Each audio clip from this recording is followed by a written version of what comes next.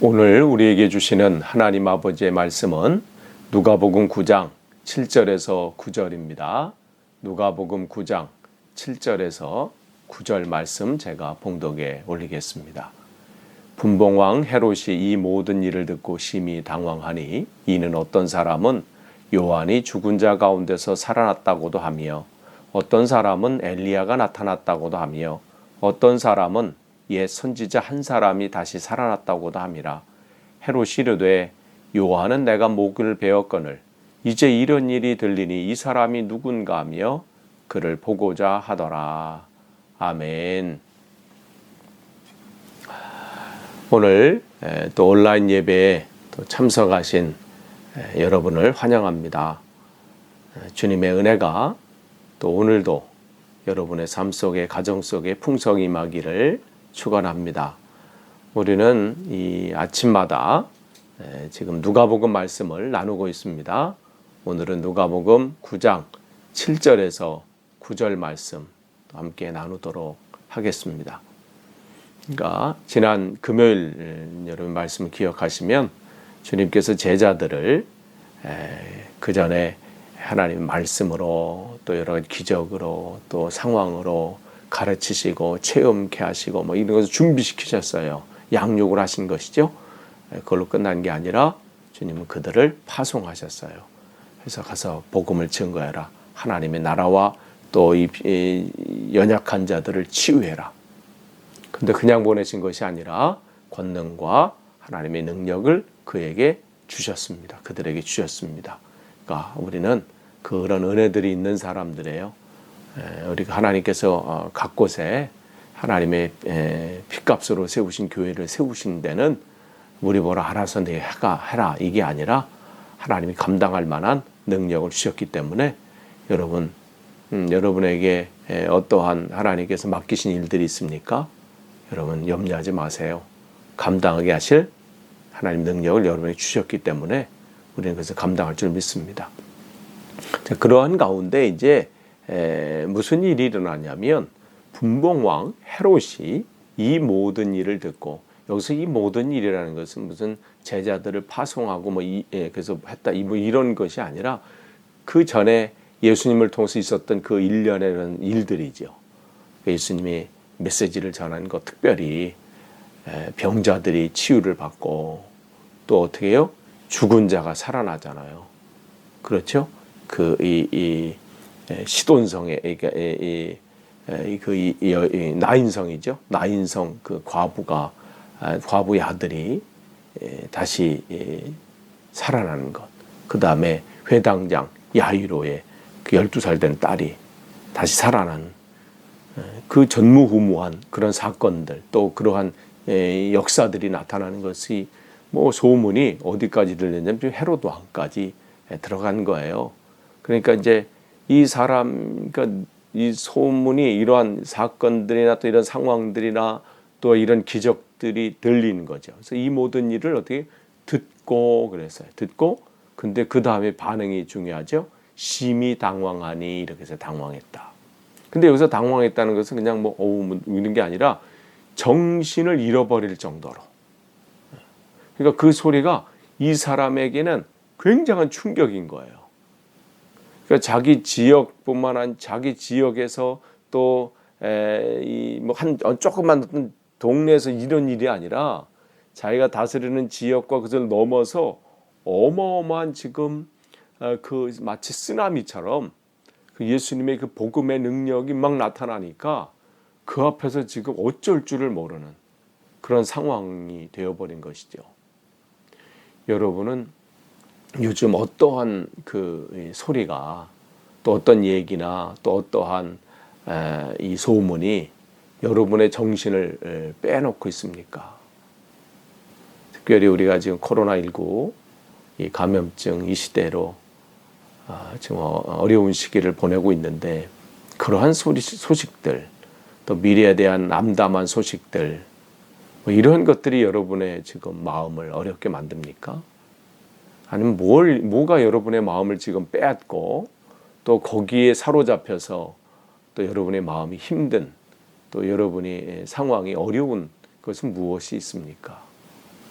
오늘 이 헤롯은 다른 소식이 안에 무슨 전염병이 있다든지 아니면 경제적인 뭐가 문제가 있다든지 이런 게 아니라 모든 이들에게 기쁨의 소식이고 하늘에는 영광이고 너희 기쁨의 소식이 되어야 할 그 예수님의 그 소식, 그러니까 지금 복음의 그 소식이 오히려 이 헤롯은 힘들게 만든 거예요. 정신을 빼앗을 정도로 지금 괴롭게 만드는 것이고 어렵게 만드는 겁니다. 그러니까 우리가 정말 이 복음의 소식이 어떤 사람은 살리는 말씀이 될 수 있고 어느 사람은 그 앞에 그것이 사망의 냄새가 될 수 있다고 말씀하잖아요. 우리는 이 믿는 자나 믿지 않는 자나 뭐라고 말씀하세요? 그리스도의 향기다. 그래서 어떤 사람에게는 그것이 구원에 이르는 그 향기라고 말씀을 해요. 그래서 고린도후서 2장 15절 16절 말씀하시죠. 우리는 구원받는 자에게나 망하는 자들에게나 하나님 앞에서 그리스도의 향기니 이 사람에게는 사망으로부터 사망에 이르는 냄새요. 저 사람에게는 생명으로부터 생명에 이르는 냄새라. 이게 말씀을 이렇게 하나님께서 바울을 통해서 말씀을 주셨거든요. 그러니까 이 복음의 말씀은 생명이에요. 그러니까 하나님께서 우리를 통해서 우리가 그리스도의 향기거든요. 우리를 통해서 이 복음을 증거하고 일을 할 때 이런 일들이 일어나요. 어떤 사람에게는 내가 예수를 믿지 않으면 안 되는구나. 내가 예수 믿기를 정말 잘했구나. 그런 그리스도의 향기, 복음의 향기, 생명이 나타나는데 어떤 사람에게는 사망이 나타나지요. 그래서 여기에서 그러면서 얘기합니다. 이는 어떤 사람은 요한이 죽은 자 가운데서 살아났다고도 하며 8절을 보면 어떤 사람은 엘리야가 나타났다고도 하며 어떤 사람은 옛 선지자 한 사람이 다시 나타났다 살아났다고도 함이라. 그러니까 지금 이 헤롯에게 들리는 이 소리, 예수님의 이 복음의 능력이 그가 가지고 있는 느낌이지요. 그러니까 뭐 촉이라고 하잖아요. 감. 그런 지금까지 그런 감이나 그 촉으로 살았던 사람인 것 같아요. 그 자리까지 올라가고 그 위치에 되려면 그게 그냥 뭐 됐겠어요. 그러니까 그 가지고 있는 그냥 모든 감이나 촉은 다 발휘했는데 불길한 예감이 드는 거예요. 자기 자리가 위태할 것 같은 거예요. 자기가 그동안 가지고 있던 이거가 흔들릴 것 같은 불길한 예감이 그에게 든 것이죠. 그러니까 복음의 말씀이 왔을 때 그 말씀을 붙잡고 그것을 나를 내려놓고 그것을 붙잡으면 그 인생은 달라지고 새로워지고 능력 있는 삶이 될 수 있는데 반면에 복음이 내 앞에 왔을 때 말씀이 내게 선포되었을 때 그것을 거부하고 거절하고 하면 어떻게 돼요? 그 인생이 망하는 거예요. 그런데 이 사람은 그것을 알지 못하는 겁니다. 그러니 여러분 앞에 끊임없이 하나님께서 오늘도 말씀을 주셔요. 내가 성경 읽을 때나 말씀 묵상할 때나 또 설교를 들을 때나 여러 가지 상황과 환경 속에서 또 자연을 통해서 또 가족을 통해서 친구를 통해서 하여간 다양한 방법으로 하나님은 날마다 우리를 깨우쳐주시고 또 하나님 말씀으로 우리를 새롭게 하시려고 그래요. 왜 그래요? 그래야 우리가 제대로 살 수 있기 때문에 그래요. 그래야 우리가 진짜 우리의 인생을 살 수 있기 때문에 그렇죠. 오늘도 그 말씀이 여러분에 들려진다면 여러분의 마음을 완악하게 하지 마세요. 여러분의 마음을 열고 하나님 내가 그 말씀을 붙잡겠습니다. 그 말씀에 내가 순종하겠습니다. 하나님 그 한 걸음 한 걸음 내가 말씀 앞으로 나아가겠습니다. 근데 오늘 헤롯은 그러지 못했습니다. 오히려 더 완악해진 거예요. 근데 예수님의 소문이 얼마나 그 지역에 나타난지를 보게 되죠. 그러니까 어떤 사람은 요한이라고 말하고 어떤 사람은 엘리야라고 하고 어떤 사람은 옛 선지자 중에 한 사람이 할 정도로 그 지역에 이 예수님의 소문이 나타나는 거예요. 이게 복음의 능력이에요. 복음의 능력은 이런 파괴력이 있습니다. 사람들에게 이러한 능력들이 나타나는 거예요. 그 사람들의 귀에 또 그 마음 속에 저게 내가 듣던 저 능력은 내가 예전에 엘리야를 통해서 들었던 얘기인데 거기서 그런 엘리야 아니고서 나타날 수 없는 것인데 하는 그러한 능력들이 나타나게 되는 거예요. 이게 하나님께서 이 시대에 세우신 교회를 통해서 나타나기를 원하고 또 하나님께서 예비하신 그런 은혜죠. 복음의 능력이 나타나는 교회. 그것을 세웠을 때는 하나님께서 목적이 있어서 세우신 것이죠. 하나님의 이 말씀이 선포되어지고 그 선포되어진 말씀을 통해서 사람들 말 속에 또 그 생각 속에 변화가 일어나고 또 깨달음이 있고 또 내가 믿지 않으면 큰일 나겠구나 하는 그러한 두려움들이 생기고 이것이 우리가 회복해야 합니다. 이러한 능력들을 우리가 회복해야 되는 거예요. 이게 누구에까지 영향력을 지금 미친 거예요? 헤롯까지 영향력을 미친 거예요. 이 복음의 능력은 이만큼 파괴력이 있습니다. 그래서 헤롯까지 지금 간 거예요. 물론 바라보고 기대하는 것은 다르지만 이러한 능력들이 나타나는 것이죠. 나중에 이제 우리가 9장 후반에 이렇게 보겠지만 예수님께서 이 질문을 또 하시잖아요. 야, 세상 사람들이 이 지역 사람들이 나에 대해서 뭐라고 하더냐. 그럴 때 그들이 제자들이 주는 이렇습니다. 주는 세례요한이라고 합니다. 어떤 사람은 엘리야라고 합니다. 뭐 할 정도로 이 정도로 지금 예수님의 이 소문이 이렇게 들려진 거예요. 그런데 이러한 능력들은 복음의 능력들, 하나님은 이 능력들은 뭐 우리가 어떻게 하겠어요? 우리가 감당할 수 어떻게 하겠어요? 우리 능력으로, 우리 지혜로. 근데 분명히 우리에게 말씀해 주시죠. 사도행전 1장 8절에 오직 성령이 너희에게 임하시면 너희가 권능을 받는다. 이 시대의 교회가 그 능력을 발휘할 수 있는 것은 다른 데 있지 않습니다. 무슨 교회 건물이 크고 프로그램이 다양하고 무슨 세련된 뭐가 있고 뭐 이런 것이 아니라요. 똑같아요.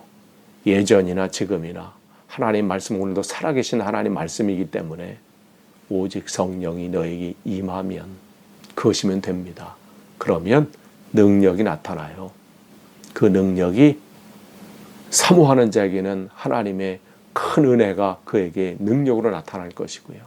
거부하는 자에게는 그 은혜가 아까 말씀드린 사망의 냄새가 되는 것이죠. 그러니까 우리가 다른 것을 구할 건 아니에요. 건물을 구하는 것도 아니고요. 어떠한 다른 것을 구하는 게 아니에요.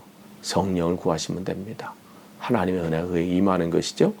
그러면서 이제 9절 보면 헤롯이 이르되 요한은 내가 목을 베었거늘 이제 이런 일이 들리니 이 사람이 누군가 그래서 이 사람이 누군가. 누가복음은 계속해서 이 질문들을 계속 우리에게 던져요. 이 사람은 누구인가? 우리가 지난 말씀을 나눴을 때도 그 광풍 속에서 할 때 주님께서 그 광풍을 잠잠케 하고 제자들에게 왜 너희 믿음이 어디 있느냐 말씀할 때 그들이 뭐라고 거기서 뭐라고 얘기합니까? 그가 누구이기에 바람과 바다도 순종하는가? 계속해서 이 질문을 우리에게 던지고 있는 거예요. 우리의 삶 속에서 계속해서 이런 질문들을 던져야 돼요. 예수님은 누구신가? 예수님이라면 이 상황 속에서 어떻게 하셨을까? 지금 이러한 시국 속에 이런 어려움 속에 살아갈 때 또 이런 문제가 내 앞에 왔을 때 예수님이라면 어떻게 하셨을까? 끊임없이 질문을 하는 것이죠. 나에게 예수님은 누구인가? 그저 무슨 내가 요구하는 것을 들어주시는 분? 내가 어떤 요거 채우고 싶은 것에 마치 무슨 지니 무슨 램프처럼 그냥 뭐 이렇게 비비면 나오시는 그러한 분이신가? 끊임없이 나에게 예수님은 누구신가를 끊임없이 질문을 하셔야 돼요. 그래야 우리 신앙생활을 바로 갈 수 있어요. 그렇지 않으면 어떻게 해요? 내 욕심을 채우는 도구, 내 것을 어떻게 해주시는 그러한 분으로 우리가 잘못 나아갈 수 있고 그것을 우리가 잘 믿는다고 생각할 수 있어요. 오늘 헤롯이 어떻게 했어요? 누군가 하면서 그를 보고자 하더라 그랬어요. 왜 보고 싶었을까요? 그분이 구원자이시기 때문에 메시아이기 때문에 그게 아니죠. 호기심인 거예요. 그럼 우리가 어떻게 알 수 있어요? 누가복음 23장 8절 보면 이제 누가복음 이제 끝을 마감하면서 헤롯이 보고 싶어했던 이유를 거기서 밝히고 있어요. 뭐라고 했냐면 어떤 거라도 기적을 한번 보고 싶은 거예요. 예수님을 통해서. 그러니까 그 기적은 얘가 그 호기심이죠. 호기심. 놀라운 일 한번 어떻게 자기도 구경 삼아 한번 보고 싶은 그 마음이 있었던 것이죠. 그러니까 이에게는 예수님은 다른 게 아니에요. 그냥 자기가 가지고 있는 그걸 한번 보고 싶은 그 정도죠. 그렇다면 헤롯은 그렇다면 여러분은 예수님을 찾으시는 이유는 뭡니까? 여러분이 정말 오늘도 예수님을 만나고 싶어하는 이유는 뭐고 오늘도 여러분이 예수님을 사모하시는 이유는 뭡니까? 헤롯처럼 그저 호기심입니까? 아니면 어떤 사람들처럼 그냥 무작정 예수님을 따라온 무리들처럼 어떤 기적을 보고 아니면 어떤 자기의 바라는 것을 채우는 그 정도로만 여러분 보십니까? 그러니까 주님께서 하루는 말씀하시잖아요. 너희들이 나를 찾은 것은 그 표적을 본 까닭이 아니오. 표적을 봤다는 것은 뭐냐면 그 속에서 하나님의 뜻이 무엇인가를 진지하게 찾고 또 바라고 구해서 내 삶을 바꾸고자 하는 그런 마음이 아니라 뭐예요? 떡을 먹고 빵을 먹고 배부른 까닭이다 이렇게 말씀을 하시거든요. 그것은 책망이에요. 진짜로 나를 찾아야 되는 것은 목적이 뭔지를 점검하라는 것이죠. 안타까운 주님의 음성을 우리가 들을 수 있어야 합니다. 오늘 우리가 여러분이 주님을 찾는 이유는 무엇입니까? 끝을 맺습니다. 오늘 이 짤막한 구절을 통해서 우리가 주님의 그 귀한 말씀을 우리는 알 수 있어야 합니다. 하나님께서 세우신 교회가 복음의 능력이 나타나야 합니다. 주님의 이 능력이, 이 소문이, 이 주님의 이 말씀이 이 헤롯의 마음을 흔든 것처럼 우리의 말씀이 믿지 않는 자들에게 능력이 나타날 수 있어요. 그래서 우리가 하는 것이 아니라 우리를 통해서 주님께서 하시기 때문에 그렇습니다. 그러니까 우리는 두려워할 것도 없고 염려할 것도 없어요. 주님께서 하심을 우리가 신뢰하고 나아가는 거예요. 그래서 우리가 주님을 찾는 겁니다. 주님은 우리에게 그러한 분이십니다. 그래서 우리는 그런 주님을 만나야 되고요. 그런 주님을 날마다 사모해야 합니다. 오늘 말씀은 오늘 우리에게 그것을 우리에게 가르쳐 주십니다. 오늘도 여러분이 그 안에서 승리하시기를 간절히 축원합니다. 기도하겠습니다. 하나님 감사합니다. 오늘도 귀한 하루 또 주시고 말씀과 기도로 시작하게 하시니 감사합니다. 날마다 순간순간마다 주님만을 찾습니다. 주님만을 사모합니다. 주님만을 의지합니다. 주님만을 구합니다. 우리의 욕심이나 우리의 어떤 것을 채우는 것이 아니라 주님만을 구합니다. 주님의 나라가 이 땅 위에 온전히 세워지기를, 하나님의 뜻이 온전히 이 땅 위에 펼쳐지기를 우리 구하며 간구합니다. 그러한 교회 되게 하시고 그러한 당신의 종들 되게 하옵소서. 감사드리며 예수님의 이름으로 기도하옵나이다. 아멘.